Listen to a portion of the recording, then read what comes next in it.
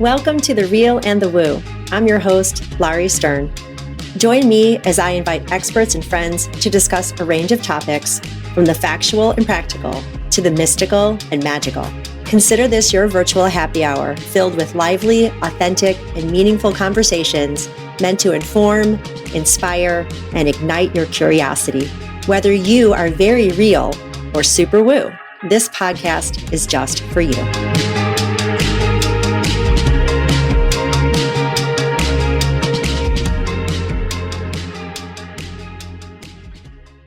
Welcome to The Real and the Woo. I'm your host, Lauri Stern, and I am with my very good friend and teacher, Ramaa Krishnan. I often don't say your last name. And I know I say Rama, but say it for the listeners how it's supposed to be said. I think you were pretty close, actually. It's Ramaa.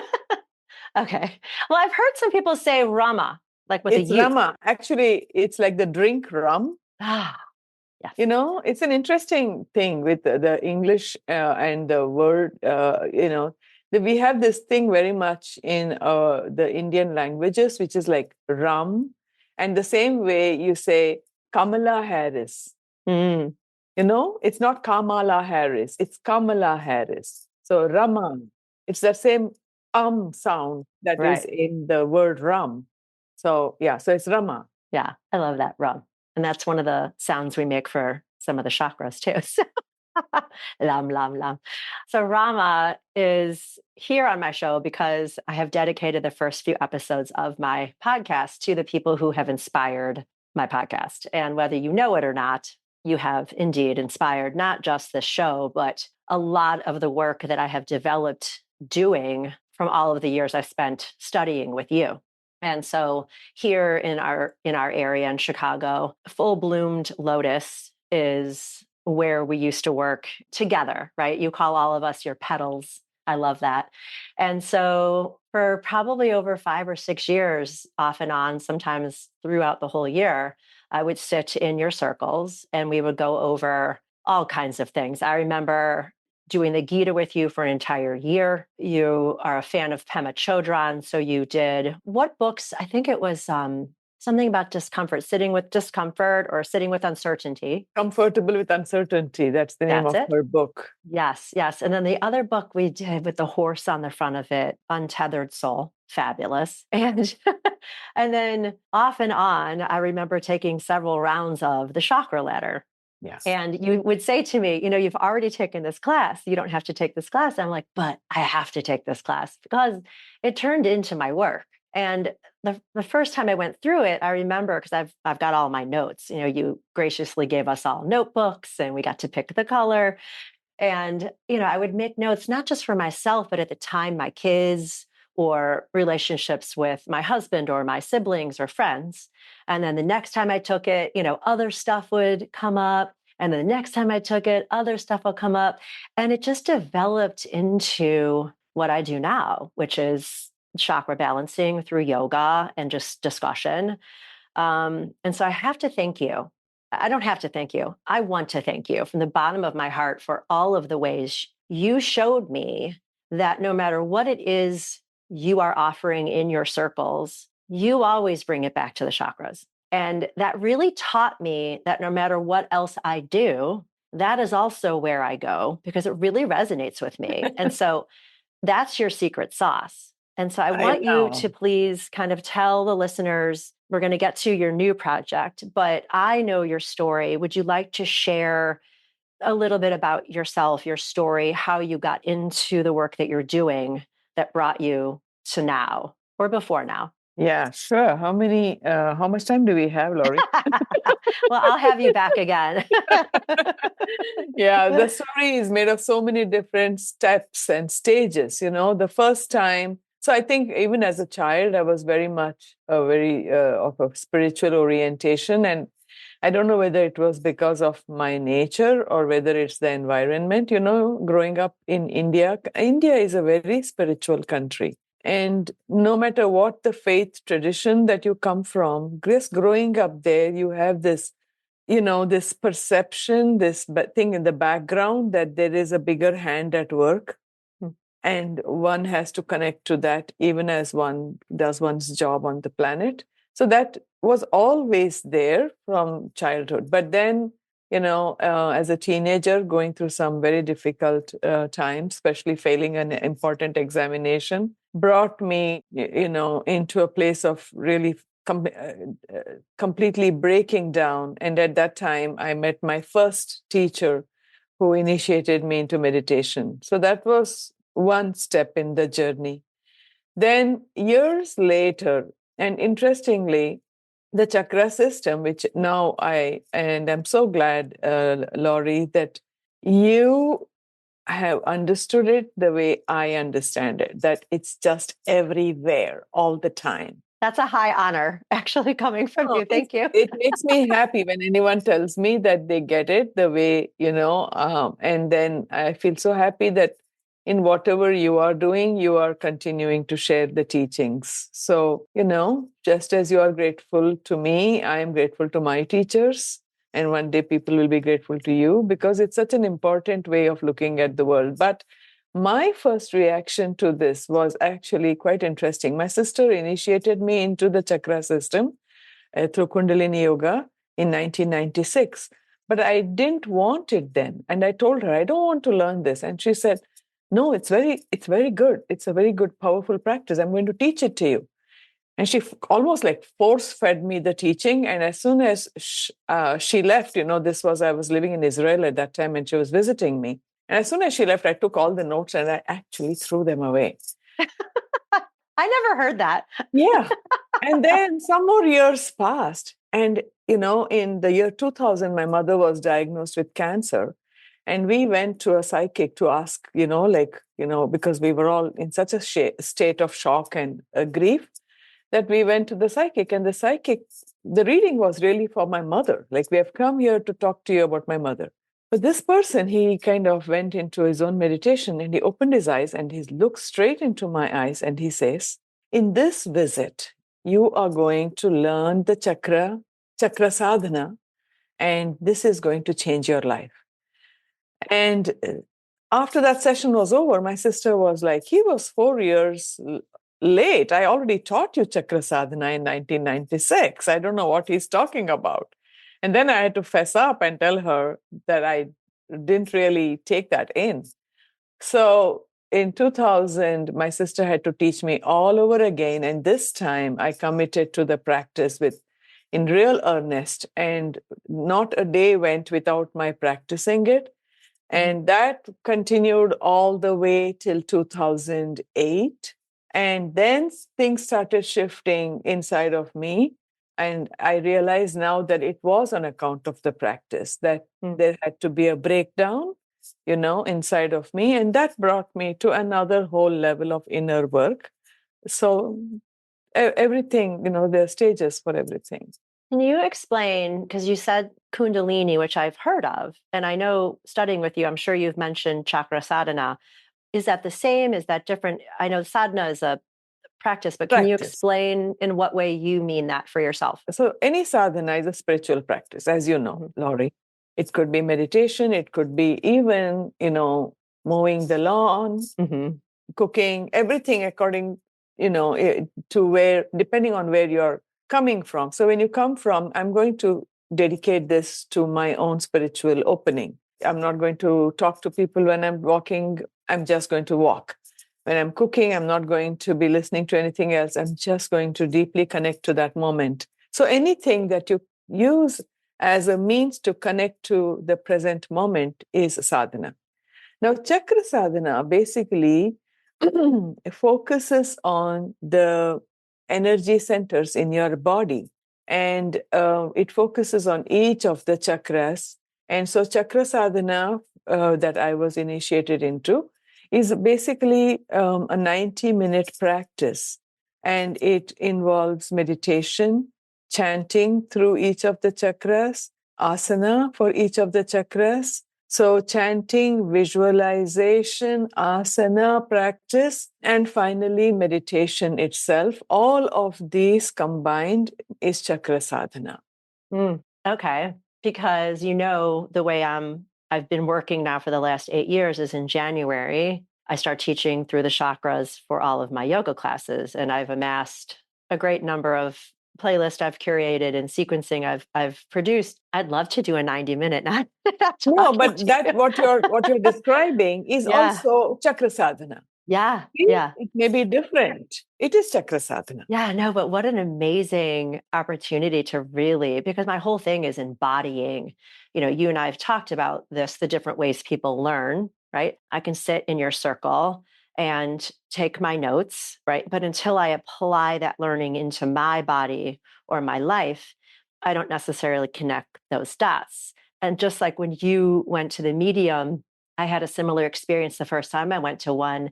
And it was the same thing, she's got her eyes closed or whatever. And then she shoots practically out of her chair, looks at me and says, Reiki 1, Reiki 2, Reiki 1, write this down. And I'm like, okay.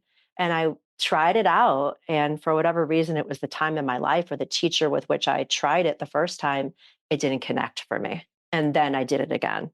And, so now I've gotten both certifications and I understand now. I've always, just like you said, as children, we're just children, right? But when we look back now, I can see how I was always intuitive or sensitive and always good with my hands. I was very into massaging my mom's back or my dad's feet and I still to this day, when I teach yoga, I adjust, but it grounds me. Like I'll be at a party, you've connected some stories about discomfort in a group setting sometimes with parties and stuff.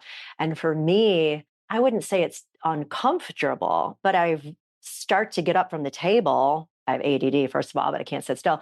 But I have to massage people's shoulders. And to the naked eye, it might look like, what is this girl doing? But to me, it's just like I'm connecting with my friends in a different way and making them feel good, but it's making me feel good. So when you teach your classes, how is it that you experience kind of what I'm describing? As teachers, it's a two-way street. We know that. But I know you've had major breakthroughs in just what comes out of your mouth. And we connect on that too. It's like we don't know where it comes from. We know it comes from spirit, but we don't remember it in the moment. And so maybe can you describe some of the profound moments, if you remember them, that you'd like to share when you can feel those cogs kind of fitting into place, like, oh, that's it. All the time. I mean, they're not just one, it's all the time. Yeah. And I think that the understanding from the chakra system, is when your fifth chakra, which is your throat chakra, which is also what I like to call the soul chakra, right? When that fifth chakra, so what happens for many of us is that we spend a lot of time in the first part of our life hovering around the third chakra, which is our should chakra, SHOUD, LD. Mm. Should. Mm-hmm. I should be doing this. I should be making money. I should be famous. I should be, So we are in that third chakra, you see.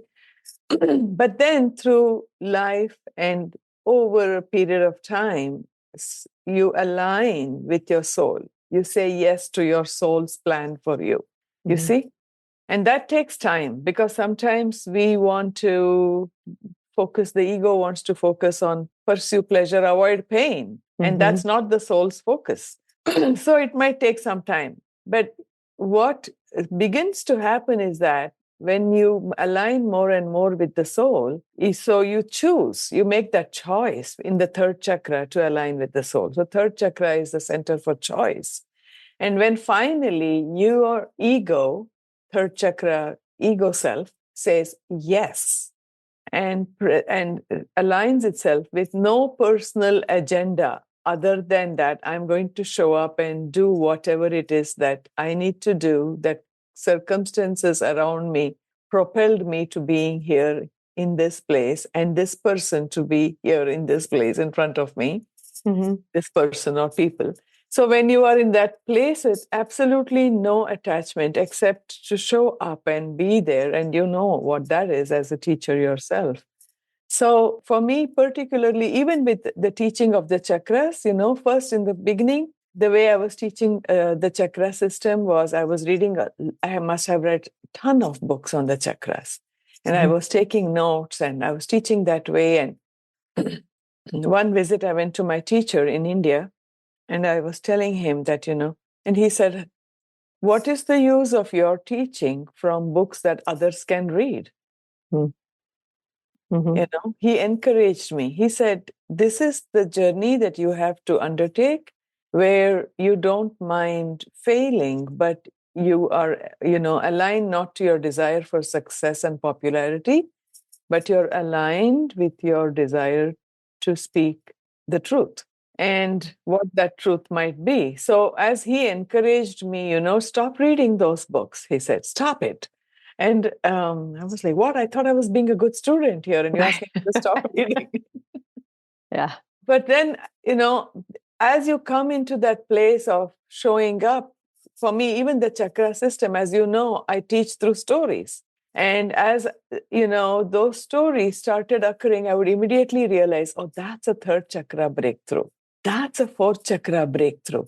And those things that were happening in my life became my stories and examples, because then others can understand it the same way. And even stories from the past, I began to reinterpret in the light of what was happening in the present. And one of the stories that you know about, which I have often shared in my classes, is, a friend in Thailand, when we were living there, I had said something to upset her, or believed that I might have upset her. And then I asked her, are you mad with me? I'm sorry I said this. And she said, I am disappointed in what you said. I wanted to bring it up myself. But so I said, oh my God, I hope it doesn't end our friendship. And she looked at me with so much surprise, and she said, and who's talking of ending friendships? She said, there's nothing you can say or do that'll ever make me stop loving you. Mm. And that sentence was the first time I had heard anyone say that to me. And I began to weep when she said that. And then we became really very close. Now, that was long before the chakra system came into my life. But as the chakra system came into my life, I could go back to that moment of how her saying it just opened like the well springs of tears, first of all. And the softening that happened in our relationship, the energy, how it shifted in our relationship, I, in later years, began to say, oh, that was the movement from a third chakra friendship to a fourth chakra friendship. Well, also, just what was resonating with me too is she gave you a secure foundation, right? That unconditional love. And up until you had heard those words from her in your life, maybe you hadn't experienced that truly in that way. Yes. And, you've taught me what I say is my karma, and how you receive my words is yours, right? And I would like to connect. I had this exchange. I always think of you when I have these exchanges, and I would just never get off the phone with you if I called you every time. But I received a text from someone who was ostensibly offering me an opportunity to receive a discount to do something, okay, for an event she was planning. And in that moment, my first thought was, oh, that's nice. But then my immediate reaction was, well, she just wants something from me. Like, it's not really a good deal. I'm still paying all this money. And how am I really going to make this like an opportunity for me? It's really an opportunity for her. And I remember walking with a woman at the time, and I said, here's the deal. You could get a text like that and immediately say, sign me up, I'm in. I get a text like that and I immediately have a no or a cringe. And then I try to talk myself out of it because I like this person. And I think I'm crazy. Why do I think this? But then in conversation, and of course, I channel you, I don't have to have a reason why. I just know opportunity is not for me. And every time I talk myself out of my first reaction like that, I never serve myself. And it doesn't mean I have to call this woman up and say, this is how I took this text and I still like you and you're still this good person. It's just like, I just had to say no. But At I have that so much time. trouble saying no. Yeah, I know. And Yeah. it's so magical. What you're saying makes so much sense, because we are so conditioned by what we think we should be saying. Yes. And then we go from I have seen myself do this. I go from one end to the other end of the polarity, which is, oh, I think I'm never supposed to work with this woman, and now I have come into a place where I think something is not feeling right this time. Yes. This time. Yes. Maybe the next time she sends me the same offer and I'm in a very different place. Who knows? Yes.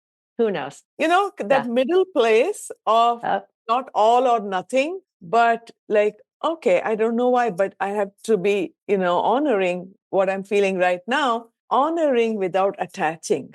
Yes. And I say, like in class too, I'll always tell my students, don't should on yourself, right? It's an old 1970s self-esteem thing from like Jack Canfield. Don't should on yourself. And they giggle sometimes because it's what it sounds like. But this is why I love the chakras and the yoga, because just what you're saying, we go to these extreme polarities. And through the work that we do, whether it's breath, meditation, learning about how it feels to be out of balance, and work towards finding our center without judgment, without forcing it, which is hard, and that's why it's just so magical to feel in balance. And we come at that balance throwing different noodles on the wall. But it's all like you always say, I quote you all the time. I've done it on this podcast already. We're all bozos on the same bus. Right. we're just in different seats that time.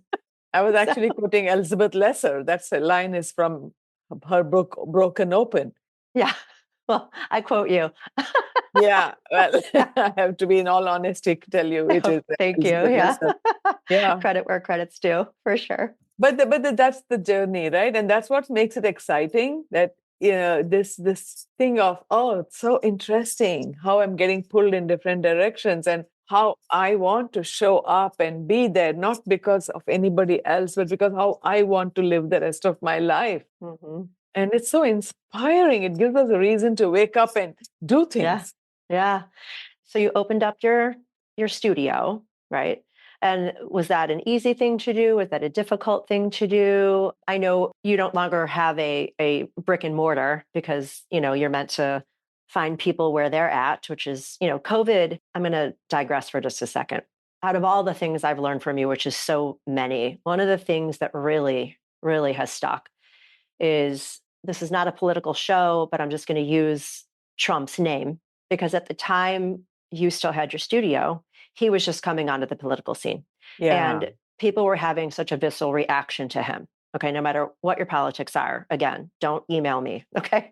The idea that I'm getting to is you said so eloquently and so profoundly that's still true to this day. He is showing us how ugly we are. He is showing us he's just a placeholder for shit we've brushed under the carpet generation after generation. Right now, the name is Trump. If it wasn't Trump, it would be somebody else. We have to see who we are. So like you said, third chakra, we can decide how we are, right? So the gift of Donald Trump is that for me, no matter who you vote for. And so when these things come up like this, it's like, well, we have to take a wide open view from this big lens. This is really who we are. And we can stay on these sides. How are we going to get to the middle and appreciate the gift of this dirt? Thank you, dirt. Right? Absolutely. And you taught me that. And it's just so, anyway, so thank you for letting me digress, because you're going to start to talk about your shop and your store and like the way that you started teaching in person. So go ahead. Yeah, no, but that's true. Thank you for sharing that, because whether it is in the political arena, the national stage, that's something we never expected happens, or whether it's in our personal life when something completely unexpected happens. You see, they're all opportunities for us to get in touch with what is this bringing up in myself and revealing to me about how biased I am or how attached I am or, to my opinions, and how can I move from an attachment to an opinion to simply having an opinion that is, my preference, not my need. And so there is work. And that, yeah, so when I was teaching, I was teaching in my home first for several years, teaching in my home. And then in 2007. So your question was it easy to move? Yes and no. It was easy in one sense because um, I had a lot of friends and people who wanted me to do it, and I had their love and support, and that was the easy part.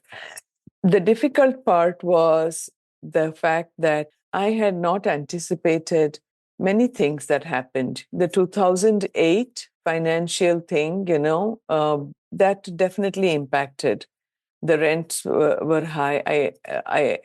Many students dropped out, and it was hard. The first, I never, and I thought, that I had a lot of students, and I thought I would have a few people teaching yoga.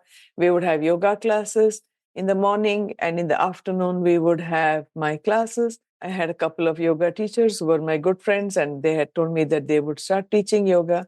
I just assumed that it would all work out. But what I did not anticipate, and now looking in hindsight, I'm like, duh, how could you not have? But I did. Because you're human. And sometimes a bozo, right? Yeah.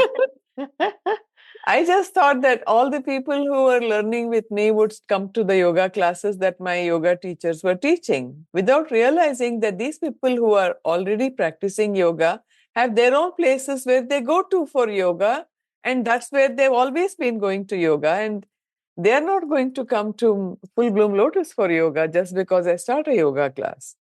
So, so the income anticipation that I had, it didn't follow through. So that part was difficult, trying to figure, because normally you have a business plan and then you find space. But I was doing it the opposite way. And don't ask me why, because originally I have a CPA degree from India. Right. So you would think that I would have known better. But in my enthusiasm, and I had this blind spot of, I'll just start, I'll teach a classes. And are you going to teach yoga? Like if I knew you at that time, I would say, Lauri, Yeah. would you teach yoga and you'd say, yeah, sure, why not? Yeah. So I that wasn't even part was teaching hard. then. Yes.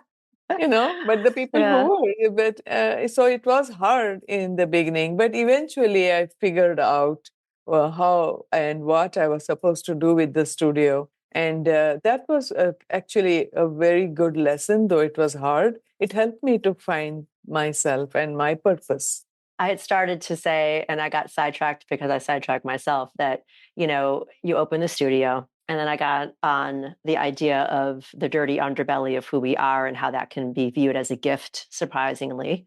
I was going to mention, and then COVID happened.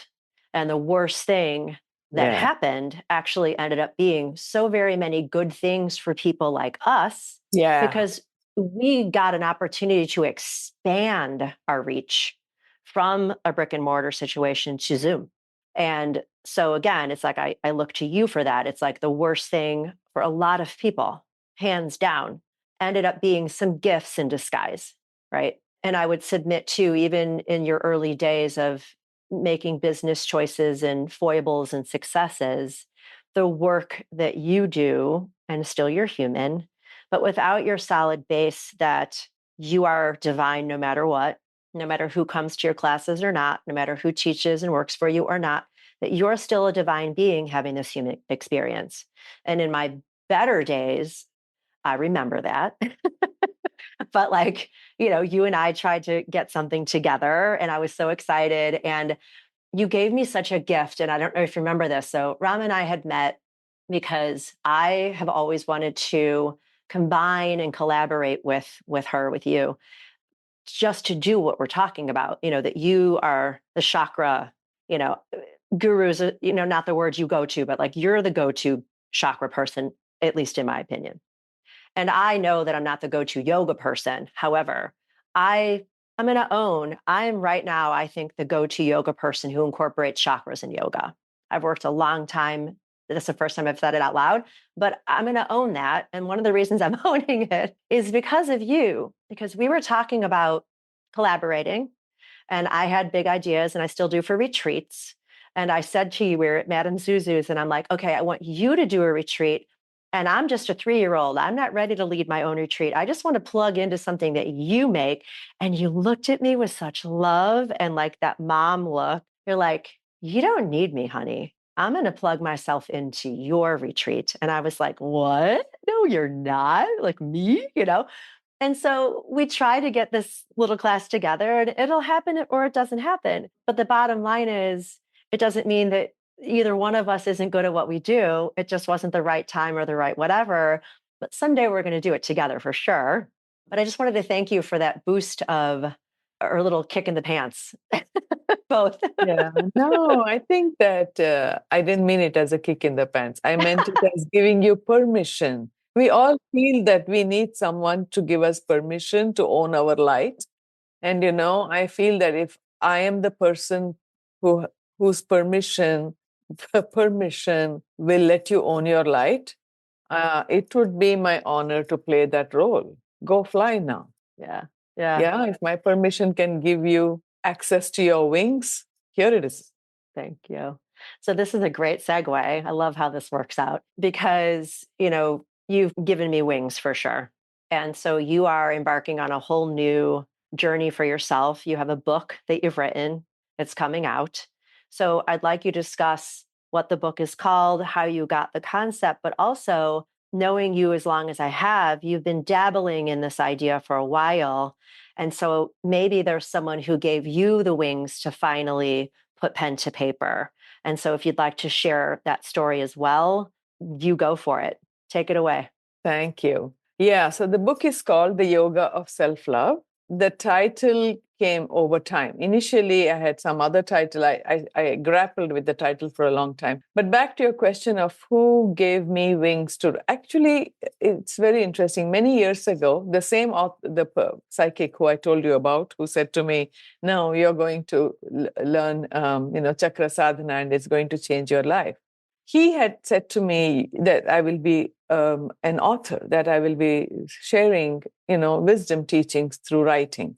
But that was many years ago. And often I would think I wanted to write, but, just as you're talking about what you're doing, I know I have worked on my teaching skills and I continue to hone my skills as a teacher. But to be a teacher does not necessarily translate into being an author. Mm-hmm.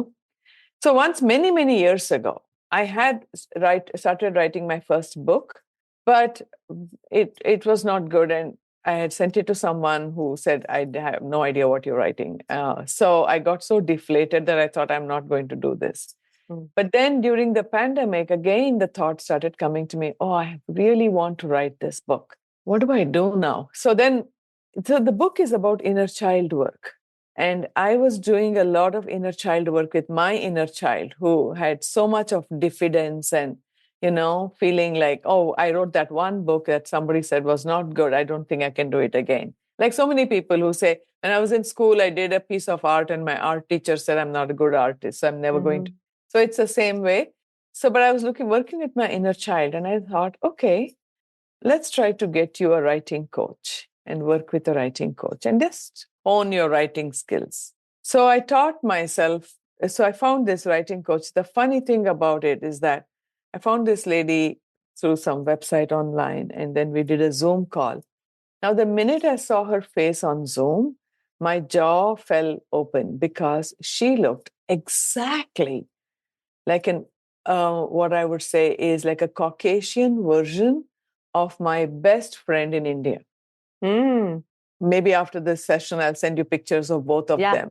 It's unbelievable how she looked exactly like my friend in India. Amazing. And my best friend in India, who she looked like, her name is Geeta. Love it. So now, I feel the Geeta herself came. Yeah. To say, I'll hold your hand while we do this together. Anyway, so this lady, her name was Marie, and she was such a soft and very, very gentle person. And she said, let's just keep writing. Don't forget, don't think about the book. Don't think about anything. Just keep writing. And so for almost a few months, I was just writing, not even thinking about the book. And over time, the two of us we worked for about, a year, and over time it just gradually emerged. So that's how I feel like it came out so organically. It was miraculous in that sense. So the medium that I met with has also said, and several people have said, where are the books you're writing, blah, blah, blah. So I'm on a path, no Yes. surprise, just a little bit, Yes. not even above or behind you or like in front or behind you. Like I've been writing my whole life too, but it's like I'm Yeah. making plans. However, I wanted to ask you about the title because I know in conversation with you, I remember it being something about inner child. And then when you told me the title before we got on this podcast, so the yoga part intrigues me. Do you, without giving anything away, because I want people to go buy your book, how did you connect yoga into the title then? And not just make it, the yoga of the inner child or whatever, Yeah. So for a long time, I was thinking inner child work or, healing your inner child or, you know, but then what came to one day, of course, in the most sacred place in my household, which is the shower. I thought you were going to say the bathroom. Well, close. Wherever you can shut the door. Yes. And the flow of water enables the flow of thought. So the thought of, the first title actually that I came up with was the yoga of feeling. Because what I was, and then afterwards I was working with my publisher and he and I tweaked it a bit and we up. But the whole idea was that, and I really am happy that we chose this title. The whole idea was that, if you look at yoga, right? Let us talk about yoga the way we understand yoga in the form of asana. Okay? You have certain aspects about it. First of all, it's a stretch. You stretch in ways that you never thought that you could or you needed to, or, that's a stretch. Second thing is yoga, always the word yoga itself means the union of opposites. And when we are doing in asana, we have one set of muscles that are meant to hold us upright and another set of muscles that are supposed to ground us. And I'm sure as a yoga teacher, you're telling people, as I know yoga teachers say, lift up your chin, bring your shoulders down, hold your spine up, bring your shoulders down. See this, there's an up, there's a down, there's an up, there's a down. Yeah. This opposites, right? So this is also a part of yoga. The third part of yoga is that it's a practice. You can't say, oh, I did yoga, I'm done. I did it great, I'm done. Right? As a person who practices yoga, it's not, you can't be done till the last day you are dying. You have to keep doing it, right? Right. So what I'm saying is, loving ourselves can sometimes feel like a stretch. How do I love this part of myself? So, and there's also the conflict of the opposites. On the one hand, I love myself, but I don't like that I can be impulsive. I can be, short-tempered.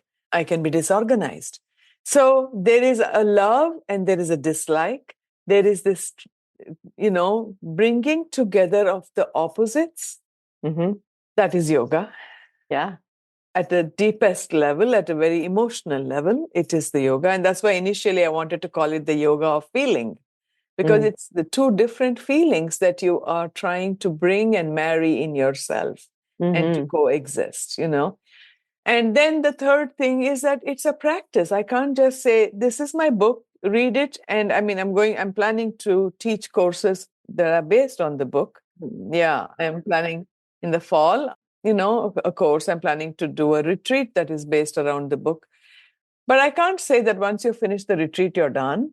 It's like if you do an 8-week course on, and I know a lot of people do like a whole weekend course on pelvic stretching or something, right? Or hip exercises or shoulder. It is just the beginning. The teacher is showing you what to do, but you have to continue the practice for as Pema Chodron once said. Somebody asked her, how long do I need to do this? And she said, well, at least as long as you're alive. So for these reasons, I felt the word yoga would be, a title that would encompass these ideas of practice, uniting of the opposites, and basically something that eventually yoga connects you to God. It's a Right. spiritual practice. Well, it means union. Yeah. Yeah. Eventually, the practice of yoga raises consciousness. Mm-hmm. Yeah. So, I always tell my students too, it's called a yoga practice. If it were about perfection, it would have been called yoga perfection, right? But it's not called yoga perfection. And we fool ourselves in thinking we need to look a certain way or do this a certain way. And it's all just a practice. And, someone said on a podcast recently, she'll be on later, but I love the idea that life is not a light switch. We don't just turn things on and off. It's not just like now we're done with yoga, just like you said, or now we're loving ourselves. It's like today I might be, in this moment I might be, but it's a practice, right? And it takes bravery to get in there and want to do that work, and a lot of humbleness to understand we are not perfect, and to want to really find ways to feel closer to perfection, which is a stretch, like you said, for a lot of people. I love that concept. Thank you for explaining that. That's really, really beautiful. Another thing that I want to say, that, when you do hatha yoga, well, both of these practices, whether it is asana or what I am talking about, the emotional asanas, I call it the emotional asanas, they teach us to hold the tension of the opposites. Holding the tension of the opposites in asana, like you said, the idea is not to look a certain way, but how long can you hold that position? They're holding the tension. In the same way, within the world ourselves, we need to learn this. Because when I can hold the tension of the opposites within myself, like I love myself and I don't like this, but I'm not abandoning myself, I'm going to stay the course. Then, by extension, I can now look at a neighbor, a friend, a relative, a family member who I love and who is doing something I don't like or who has an opinion I don't like. Mm-hmm. And if I can teach myself through the yoga of self love to stay the course, I can stay the course in my relationship. Because what people are beginning to do, unfortunately, as people are becoming more individualistic, they think, I don't need to put up with this. I don't need to get along with so and so. And they just simply cut off friendships, cut off relationships, instead of saying, I'm going to have to teach myself a bit of relationship yoga. Right. Right. And that's what we're talking about. It's the mirror, right? Cutting out someone is like cutting out a part of yourself that you don't want to look at, right? I learned that from you too. Like everybody who gives me a cringe is an opportunity to take a good hard look in the mirror about why I'm feeling that cringe, right? And sometimes I'll even say, F you, Ramaa. Damn it, I don't want to look in the mirror today. But I was having this conversation with a friend of mine who, we're on opposite sides of some things. And, it took us out of a friendship for a period of time. Yeah. And I was having this heart-to-heart conversation with her just the other day. And I'm like, listen, you can call me a unicorn. You can call me, my head's in the sand, or I'm naive. I would submit that my work here is to hold a vibration of love and oneness, right? Yes. You go down and do your rabbit hole stuff. But if I get sucked down that hole with you, who am I serving and how am I being a light bringer, or whoever wants to come up here with me, even you, right? We all feel the pull to the high, the low, the left, the right, the up, the down. Yeah. Yeah. And when we can really hold space for each other in the center with loving kindness and no judgment. Yes. Like you go down that crazy hole and people can say, I'm going up the crazy hole. Okay. Whatever. But, we all meet each other somewhere in the middle if we're lucky to remain in relationships with people who want to remain in relationships with us. And then your teaching is, even when people don't want to be in a relationship with you, you're still in a relationship with yourself. That I don't lose myself because someone unfriends me on Facebook or has a nasty thing to say or gives me the stink eye at the grocery store. Yes. That takes practice. That takes practice. But Lauri, I really feel so passionately, and I feel it almost on a daily basis. I wake up and I think, this is the work we need to be doing right now. Uh-huh. Right now, we need to be teaching ourselves and one another how to, disagree, and to disagree without discord, how to make room for disagreement without shutting our hearts. Yeah. Yeah. And I learned from you a lot of time when people are stuck in fear that Yeah. they're not their best selves. And it's like the gunas, right? You can be stuck in Thomas, you can be stuck in the basement, like, Carolyn Miss will say, like, if you spend your whole life living in the basement, that's your perspective. Yeah. And in that same way, if you only live in this one way with this veil over your whole being, eh, and again, learning from you the soul's plan, maybe that's this person's plan on the planet to show other people that pain or that choice or Yeah. that plan, so Yeah. that even in their way, even in their darkness or their fear or their stagnation, others of us can see a difference in ourselves and not go there and try to help that person get out of it if they choose to, right? Not everybody's meant to. Their job on the planet is to be stuck Yeah. and be mean or Yeah. whatever. Yeah. Yeah. And so, yeah, so we all have our roles. And when we all recognize that we're all, like we've said already, bozos on the same bus, in whatever role we're playing, the key is oneness. The key is we all bleed, we all breathe, we all have skin and bones. And, just to get to the core of human nature is Yeah. what you're teaching and what I've learned from you and what I hope to be teaching and pass on. It's the practice of we are all bozos on the bus and we are all divine bozos on the bus. Exactly, exactly, exactly. And now it's time for joy on the fives.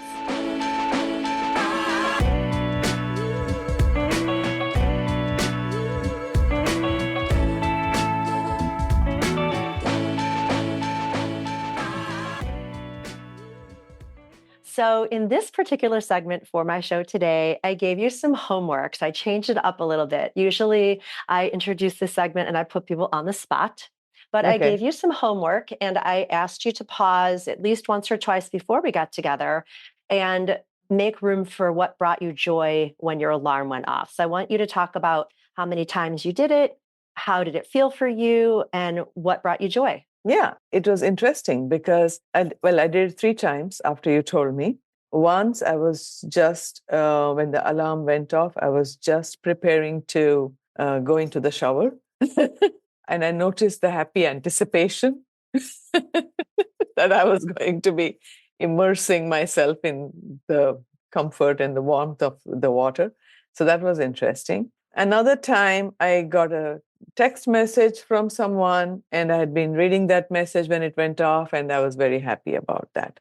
A third time when it went off, I was actually not very happy but it was interesting because I paused and I thought about it, and it brought me some insights, as always, about how nuanced the experience of joy is, especially for, someone who has spent a lot of time thinking and feeling through the chakras. I begin to see that at the same time that I'm having joy in one chakra, there could be not so much joy in another chakra.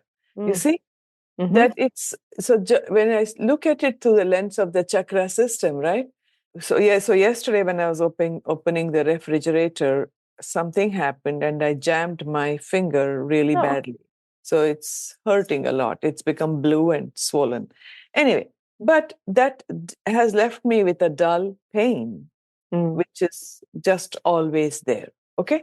So, but layered upon it is the joy when I get a text from a friend who says, I'm so excited about. So, one of my friends wrote, I'm so excited about the book launch. I'm planning to come there with another friend. Okay, that brought me joy, right?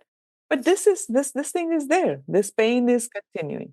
Then, upon that joy later, some other thing happened that I was like, oh, darn, I was trying to do something and somebody sent an email saying that's not possible to do it. And I just got that email. And that was the third time. And I thought it's so interesting because the joy of the second incident was still there. And Mm-hmm. upon that came this layer. What I'm saying is joy is so multi-layered and so nuanced. You can have so many things at the same time that are probably joyful and not so joyful, all coexisting. Mm. That's beautiful. Thank you for sharing that. I'm sorry about your finger. The reason I do the segment is, again, learning from you or wherever you learned this from. But you've said several times in classes through the years, sometimes you just need to fake it till you make it. And so I encourage people, I'm imagining a world where when we pause for the news, the weather, the traffic, if communities and governments would start saying, and now joy is in that. Everybody pause listening to this program right now. Everybody out there, pause right now. Like, what is bringing you joy? And if you can't imagine one hot thing that's bringing you joy, well, then fake it. Put a smile on your face, or say, I really like my nail polish today, or I like the way, I drove the car to the store. Whatever it is, there is somewhere I'm breathing. And You know, Lauri, as you're saying this, what I'm thinking is, if you look at what the spiritual teachings will tell us, they will say that when you are faking it, you are accessing the joy that is intrinsic to you. mm-hmm. Okay? And let us say, when I tell you, oh, my friend sent this email or this text, and that made me so joyful, the spiritual teachings would actually say, that's the fake, and this is the real one. Because the real one, sattva, the word sattva comes from mm-hmm. sat, sattvic joy. The true joy is one that never really left you. Mm. And this other fake joy is the impermanent joy, which as I told you, 1 minute I had this one, my friend sent a text, I'm so happy. Then half an hour later, or 1 hour later, I get this other email message that's wiped out, and this is there. So it's interesting that when we say, fake it till you make it, the spiritual teachings will say just the opposite, that you have been faking it, and now it's time for you to make it. I love that. Yeah. And so I just want to help people make it. I just want to help them, make the joy that they already have. You're saying, we all know That's that, real. That's sattvic. emerge, right? And I love, everything you do is showing us, teaching us, thank you so much, that, in 1 minute you can have joy, the next minute you can stub your finger. You can look at this bouncing baby and then you step in dog shit. I mean, it's all, that's life, right? And what you've taught me and what I teach my students is, if we're only happy when it's sun shining, we're not going to be happy a lot of the time, right? But we know the sun's always there. Just like you're saying, there's always joy, right? So even when there's clouds, we know there's sun.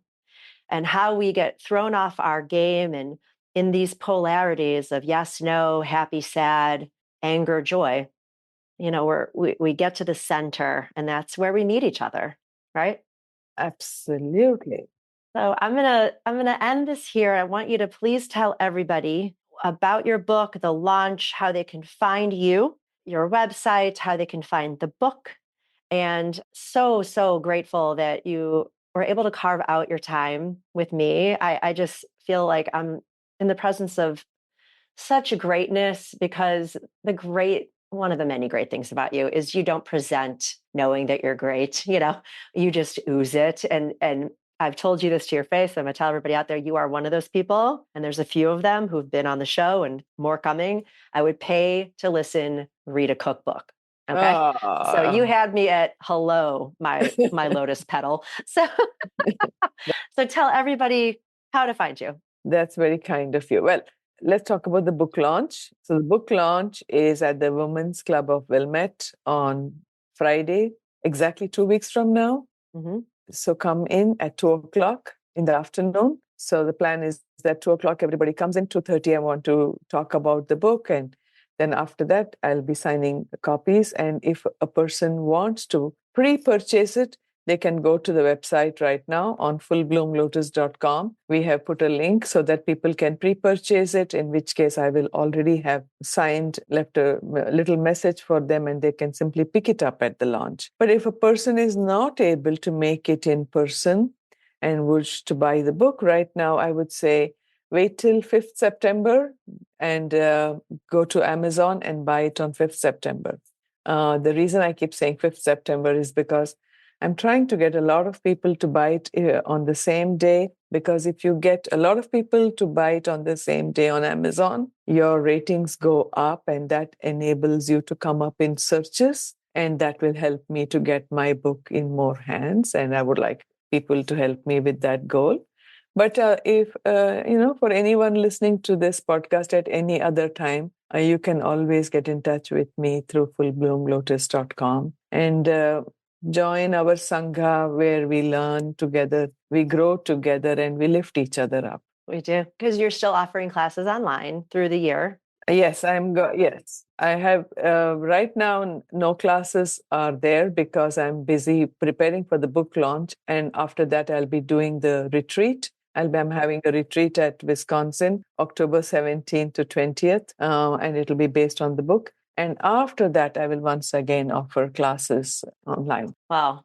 There's no better teacher out there for the work that you offer, and everything that you offer is from your heart with love, from the chakra sadhana with gratitude and experience. And teachers who teach what they know are the best teachers to have. And so not only am I so glad to know you, but I'm so glad that you teach what you know to me and to everyone else. And I love you so much. And I wish you so much success. I'm going to go grab the book after we get off this podcast. Everyone, do yourself a favor and work with my friend. Read her words, be in her presence any way you can. You will not be sorry. It will only lift you up. So thank you so much. Thank you. You are so kind and generous, and I'm very glad that I'm here today. It was such a pleasure chatting with you. And as you said, we could keep talking for hours and it would not get over. But I'll find a reason to have you back. Don't you worry. All right. Thank you. Thank you, sweetheart.